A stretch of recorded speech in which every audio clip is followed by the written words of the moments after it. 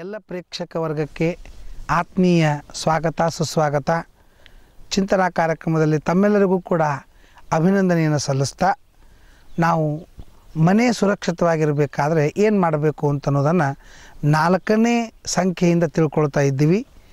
ಇವತ್ತಿನ ಕಾಲಕ್ಕೆ ದರೋಡೆಗಳು, ಕಳ್ಳತನಗಳು, ಅನಾಹುತಗಳು, ಖೂನಿ ಆಗೋದು, ಇದೆಲ್ಲ ಅನಾಹುತಗಳಿಗೆ ಕಾರಣ ಏನು ಅಂತಂದರೆ ಮನೆಯಲ್ಲಿ ಯಾರೂ ಇಲ್ಲದೇ ಇರೋದು.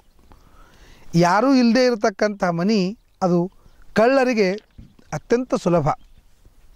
ಅದಕ್ಕೆ ನಮ್ಮ ಮನೆಯೊಳಗೆ ನಾವು ಸುರಕ್ಷಿತವಾಗಿರಬೇಕಾದ್ರೆ ಎಷ್ಟು ಕಷ್ಟಪಟ್ಟು ಬಂಗಾರ, ಬೆಳ್ಳಿ, ದುಡ್ಡು ಸಂಪಾದನೆ ಮಾಡಿದ್ದಿರ್ತದೆ.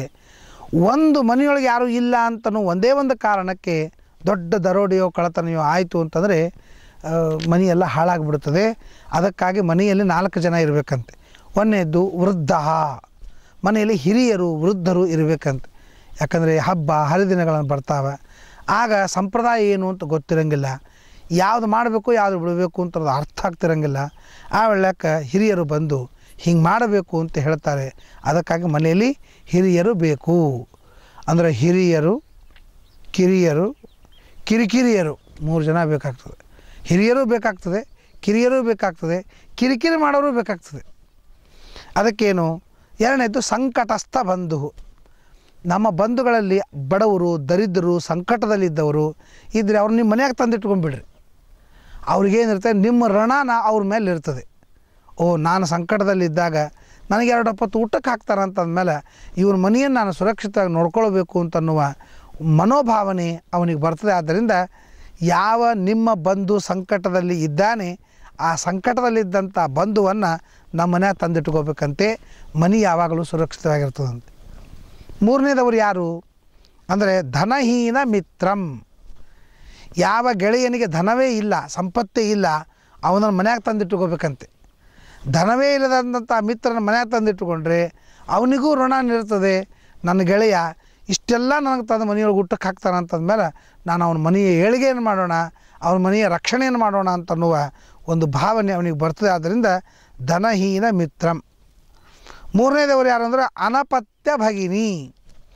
ಯಾವ ತಂಗಿ, ನಮ್ಮ ತಂಗಿ ಅಕ್ಕ ಯಾರಾದರೂ ಇದ್ದರೆ ಅವ್ರಿಗೆ ಮಕ್ಕಳಾಗದೇ ಇದ್ದರೆ ಅವರನ್ನು ಮನ್ಯಾಗ ತಂದಿಟ್ಕೋಬೇಕಂತ. ಯಾಕೆಂದರೆ ಅವ್ರಿಗೆ ಮಕ್ಕಳಂತೂ ಆಗಿರಂಗಿಲ್ಲ, ನಮಗೆ ಇನ್ಯಾರ ಗತಿ ಅಂತ ಅವ್ರು ತಿಳ್ಕೊಂಡಿರ್ತಾರೆ. ನಮ್ಮ ಮನೆಯಲ್ಲೇ ಅವ್ರನ್ನ ತಂದಿಟ್ಕೊಂಡ್ಬಿಟ್ರೆ ಅವರೊಂದು ವಿಶ್ವಾಸ ಮಾಡ್ತಾರೆ, ನಾವು ಜೀವಂತಿದ್ದಾಗೆ ಇಷ್ಟು ತಂದಿಟ್ಕೊಂಡ್ರಂತಂದಮೇಲೆ ನಾವು ಹೋದ ಮೇಲೆ ನಮ್ಮನ್ನು ನೀವು ರಕ್ಷಣೆ ಮಾಡ್ತಾರೆ ಅಂತ ನಾವು ಭರವಸೆ ಅವ್ರಿಗೆ ಬರ್ತದೆ. ಅವ್ರು ನಮ್ಮ ಮನೆಯನ್ನು ಸುರಕ್ಷಿತವಾಗಿ ಕಾಪಾಡ್ತಾರೆ. ಆದ್ದರಿಂದ ಸಾಮಾನ್ಯವಾಗಿ ಈ 4 ಜನರು ಮನೆಯಲ್ಲಿ ಇದ್ದರೆ ಆ ಮನೆ ಸುರಕ್ಷಿತವಾಗಿರ್ತದಂತೆ. ಒಂದು ವೃದ್ಧ, ಸಂಕಟಸ್ಥ ಬಂಧು, ಧನಹೀನ ಮಿತ್ರಂ, ಅನಪತ್ಯ ಭಗಿನಿ ಅಂತ ಈ ರೀತಿಯಾಗಿರ್ಬೇಕಂತೆ. ಇದು ಮನೆ ಸುರಕ್ಷಿತವಾಗಿರಬೇಕಾದ್ರೆ ಇವು ಇಲ್ಲದೇ ಇದ್ದದ್ದಕ್ಕೆ ಇವತ್ತು ಮನೆ ದರೋಡೆ, ಕಳ್ಳತನ, ಖೂನಿ ಎಲ್ಲ ಅನಾಹುತಗಳು ಆಗ್ತಾ ಇವೆ ಅಂತ.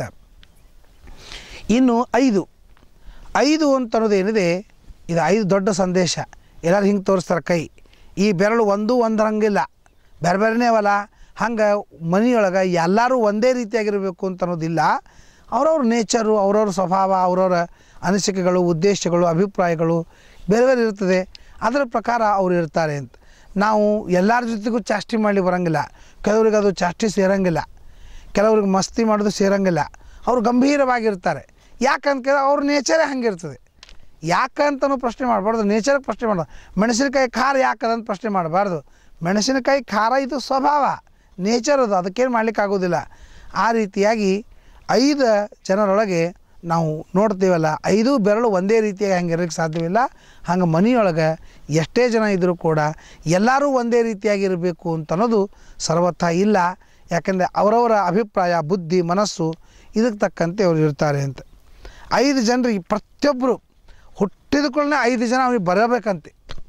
ವಿದುರ ಹೇಳ್ತಾನೆ, 5 ಜನ ಹುಟ್ಟಿದ ಕೂಡಲೇ ಬರಬೇಕು.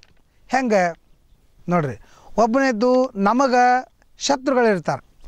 ನಾವು ಯಾವುದೇ ಕೆಲಸ ಮಾಡಲಿ ಅದನ್ನು ಅಂದು ತೋರಿಸೋದು, ಅದರೊಳಗೆ ತಪ್ಪು ತೆಗೆದು ತೋರಿಸೋದು, ಅದ್ರ ಬಗ್ಗೆ ಅಪಪ್ರಚಾರ ಮಾಡೋದು, ಬಾಯಿ ಬಂದದ್ದು ಮಾತಾಡೋದು ಜನರೊಳಗೆ ಅಂತ ಅವ್ರು ಇರ್ತಾರಂತ. ಅವ್ರಿಗೆ ಶತ್ರುಗಳು ಅಂತಂತಾರೆ.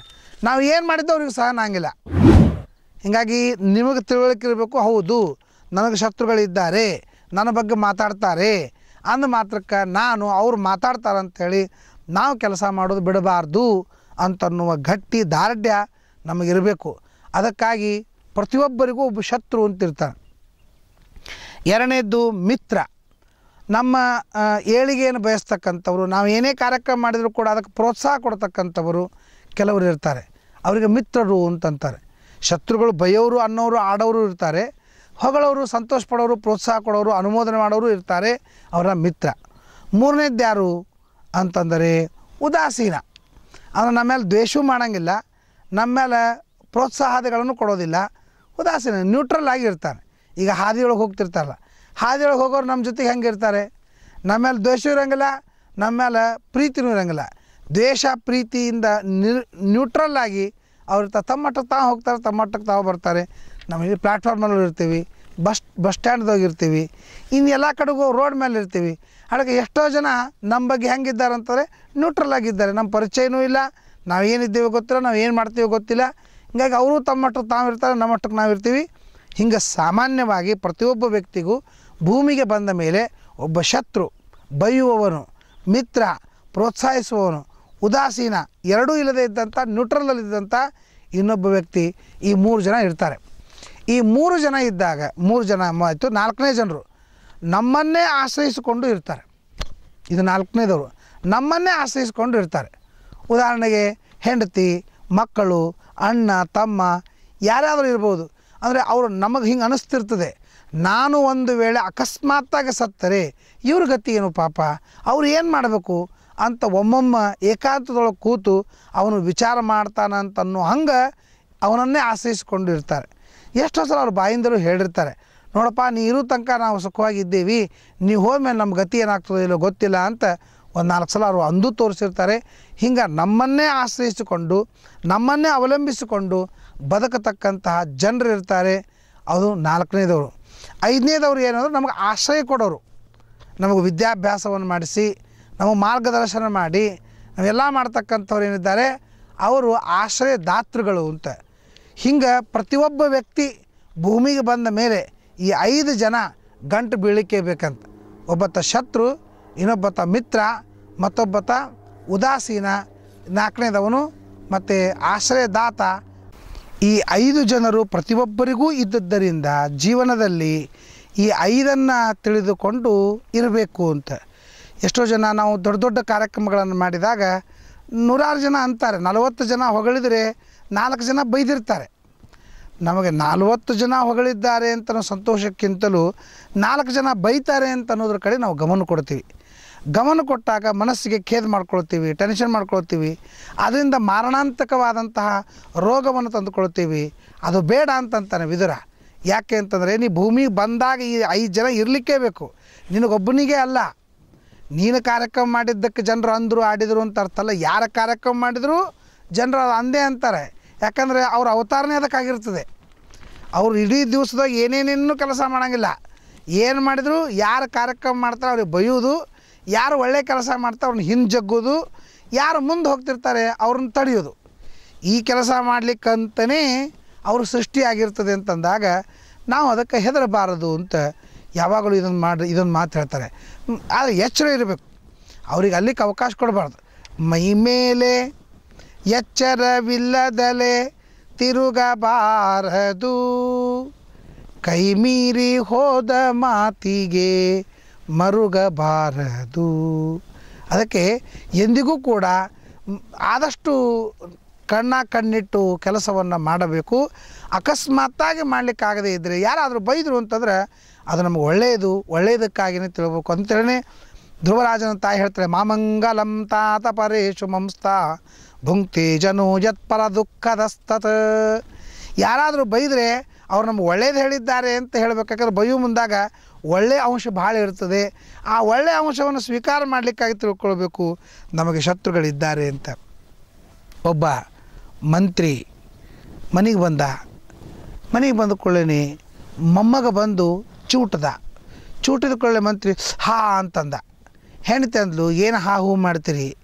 ರಣರಂಗಕ್ಕೆ ಹೋದಾಗ ಬಾಣ ಬಿಲ್ಲು ಎಲ್ಲ ಖಡ್ಗಿಂದ ಹೊಡೆದ್ರೆ ಏನೂ ಸಹನ ಮಾಡ್ಕೊಳ್ತಿರಲ್ಲ, ಈ ಒಂದು ಸಣ್ಣ ಕೂಸು ಚೂಟಿದ್ದಕ್ಕೆ ಭಯಂಕರ ದೊಡ್ಡದು ಮಾಡ್ಕೊಳ್ಳಿಗತ್ತಿರಲ್ಲ ಅಂತಂದರೆ ಅವನಂತಾನೆ, ನೋಡು ನಮಗಲ್ಲಿ ಹೊಡಿತಾರ ಬಡಿತಾರ ಅಂತ ಗೊತ್ತಾಗ್ತದೆ ಅಂತ ಅನ್ನೋದಕ್ಕಾಗಿ ನಾವು ಸಹನ ಮಾಡ್ಕೊಳ್ತೀವಿ. ನಮಗೆ ಗೊತ್ತಾಗದೇ ಬಂತು ಅಂತಂದರೆ ಸಣ್ಣ ಚೂಟುದು ಕೂಡ ಅದು ವೇದನಾಕ್ಕೆ ಕಾರಣವಾಗ್ತದೆ. ನಾವು ರಣರಂಗಕ್ಕೆ ಹೋದಾಗ ಖಡ್ಗದಿಂದ ಹೊಡಿತಾರಂತ ನಮ್ಗೆ ಗೊತ್ತಿರ್ತದೆ, ಬಾಲಿಯಿಂದ ಚುಚ್ತಾರಂತ ನಮ್ಗೆ ಗೊತ್ತಿರ್ತದೆ, ಗದಾದಿಂದ ಹೊಡಿತಾರಂತ ಗೊತ್ತಿರ್ತದೆ, ಪ್ರಸಂಗ ಬಂದರೆ ನಾ ಸಾಯ್ತೀನಿ ಅಂತಲೂ ಇರ್ತದೆ. ಹೀಗಾಗಿ ಅಲ್ಲಿ ಸಹನಶೀಲತೆ ಭಾಳ ಇರ್ತದೆ. ಆದರೆ ಮನೆಗೆ ಬಂದ ಕೂಡಲೇ ನಾನು ಬದುಕ್ತೀನಿ, ನನಗೆ ಯಾರೂ ಅನ್ನಂಗಿಲ್ಲ, ಹೊಡೆಯಂಗಿಲ್ಲ, ಬಡಿಯಂಗಿಲ್ಲ, ಏನೂ ಮಾಡೋಂಗಿಲ್ಲ ಅಂತ ತಿಳ್ಕೊಂಡು ಬಂದಿರ್ತೀವಿ. ಆಗ ಸ್ವಲ್ಪ ಏನಾದರೂ ಚೂಟಿದ್ರೆ ನೋವಾಗ್ತದೆ ಅಂತ ಮಂತ್ರಿ ಹೇಳ್ತಾರಂತೆ. ಅದೇ ನೀತಿಯನ್ನು ನಾವು ಇಟ್ಕೋಬೇಕು. ನಮಗೆ ಯಾರೂ ಭಯಂಗಿಲ್ಲ, ನಾವು ಏನೂ ತಪ್ಪಿಲ್ಲ, ನಾವು ಭಾರಿ ಮಾಡೀವಿ ಅಂತಲೇ ನಾವು ತಲೆಯೊಳಗೆ ಇಟ್ಕೊಂಡಿದ್ದಕ್ಕೆ ಯಾರಾದರೂ ಸ್ವಲ್ಪ ಅಂದರೂ ನಮ್ಮ ಮನಸ್ಸಿಗೆ ಭಾಳ ಹತ್ತದೆ. ಆದರೆ ಹೌದು, ನಾ ತಪ್ಪಿರ್ತೀನಿ, ನನ್ನ ಕಡೆಯಿಂದ ತಪ್ಪಾಗಿರ್ತಾವೆ, ಯಾರೋ ಅಂದಿರ್ತಾರೆ, ಅನ್ನೋರು ಇರ್ತಾರೆ ಅಂತ ಮೊದಲೇ ನಮಗೆ ತಿಳ್ಕೊಂಡು ಬಿಟ್ಟಿದ್ದೀವಿ ಅಂತಂದರೆ ಯಾವಾಗಲೂ ಆ ನಿಂದೆಯಿಂದ ನಾನು ವ್ಯಾಕುಲಿತನಾಗುವುದಿಲ್ಲ ಅಂತ ಹೇಳ್ತಾರೆ. ಇದಕ್ಕಾಗಿಯೇ ದುಷ್ಟ ಮನುಜರು ಪೇಳುವ ನಿಷ್ಠುರದ ನುಡಿ ತಾಳು, ಕಷ್ಟ ಬಂದರೆ ತಾಳು, ಕಂಗೆಡದೆ ತಾಳು, ನೆಟ್ಟ ಸಸಿ ಫಲ ಬರುವ ತನಕ ಶಾಂತಿಯ ತಾಳು, ಕಟ್ಟು ಬುತ್ತಿಯ ಮುಂದೆ ಉಣಲುಂಟು ತಾಳು, ತಾಳುವಿಕೆಗಿಂತ ತಪವೂ ಇಲ್ಲ. ದುಷ್ಟ ಮನುಜರು ಪೇಳುವ ನಿಷ್ಠುರದ ನುಡಿತಾಳು. ಯಾರೋ ಅಂತಿರ್ತಾರೆ, ಆಡ್ತಿರ್ತಾರೆ ತಾಳು ಅಂದ್ರೆ ತಾಳು ಹೆಂಗೆ ತಾಳು? ಅವರು ಆಡಿದ್ದನ್ನು ತಾಳು ಅಂತಂದರು. ಅದನ್ನು ಹೆಂಗೆ ತಾಳು ಅಂತನ್ನೋದನ್ನು ಮಹಾಭಾರತ ವಿದುರ ನೀತಿ ಹೇಳ್ತಾ ಇದೆ. ನೀನು ನಮಗೆ ಅನ್ನೋರು ಇದ್ದಾರೆ ಅಂತ ತಿಳ್ಕೊಂಡ್ಬಿಟ್ರೆ ಮೊದಲೇ ರೆಡಿ ಇರ್ತೀಯ. ಆಗ ನಿಂದನ ಸ್ತವ ಸತ್ಕಾರ ನೆಕ್ಕಾರಾರ್ಥಂ ಕಲೇವರಂ. ನಿಂದ ಮಾಡಿಸ್ಕೊಳ್ಳಿಕ್ಕೆ ಈ ಶರೀರದ ನಿಂದ ಮಾಡಬೇಕು, ಅವ್ರು ಅನ್ನಬೇಕು, ಅವ್ರು ಅಂದದ್ದಕ್ಕೆ ನಾವು ಸುಧಾರಿಸ್ತೀವಿ ಅಂತ ಮೊದಲೇ ತಿಳ್ಕೊಂಡಿದ್ರೆ ನಮಗೆ ದುಃಖವಾಗುವುದಿಲ್ಲ. ಅದಕ್ಕಾಗಿ ಯಾವಾಗಲೂ ಈ ರೀತಿಯಾಗಿ ತಿಳ್ಕೊಬೇಕು. ಇನ್ನು ಮಿತ್ರ ಇದ್ದಾಗ ಪ್ರೋತ್ಸಾಹ ಕೊಡ್ತಿದ್ದ ಅಂತಂದರೆ ನಾವು ಪ್ರೋತ್ಸಾಹಕ್ಕೆ ಇನ್ನೂ ಗೌರವವನ್ನು ಕೊಟ್ಟು ಇನ್ನೂ ಹೆಚ್ಚಿನ ಕೆಲಸ ಮಾಡಬೇಕು. ನಮಗೆ ಯಾರು ಆಶ್ರಯ ಕೊಟ್ಟಿರ್ತಾರೆ ಅವರಿಗೆ ನಾವು ಒಳ್ಳೆಯ ಗೌರವ ಕೊಟ್ಟು ಉಪಕಾರ ಸ್ಮರಣೆಯನ್ನು ಮಾಡ್ತಾ ಜೀವನವನ್ನು ಮಾಡಿದರೆ ಅವನು ಯಾವುದಕ್ಕೂ ವ್ಯಾಕುಲನಾಗುವುದಿಲ್ಲ, ಯಾವುದಕ್ಕೂ ಹಿಗ್ಗುವುದಿಲ್ಲ, ಯಾವುದಕ್ಕೂ ಕುಗ್ಗುವುದಿಲ್ಲ. ತನ್ನ ದಾರಿಯನ್ನು, ತನ್ನ ಉದ್ದೇಶವನ್ನು, ತನ್ನ ಕೆಲಸವನ್ನು ತಾನು ಮಾಡ್ತಾನೆ. ಆದ್ದರಿಂದ ಈ 5 ಜನರು ನಮಗಿದ್ದಾರೆ ಅಂತನ್ನುವ ಎಚ್ಚರಿಕೆಯನ್ನು ಇಟ್ಟುಕೊಂಡು ಜೀವನ ಮಾಡಬೇಕು ಅಂತ ಅನ್ನೋದನ್ನು ಮಹಾಭಾರತ ನಮಗೆ ತಿಳಿಸ್ತಾ ಇದೆ. ನಮಸ್ಕಾರ.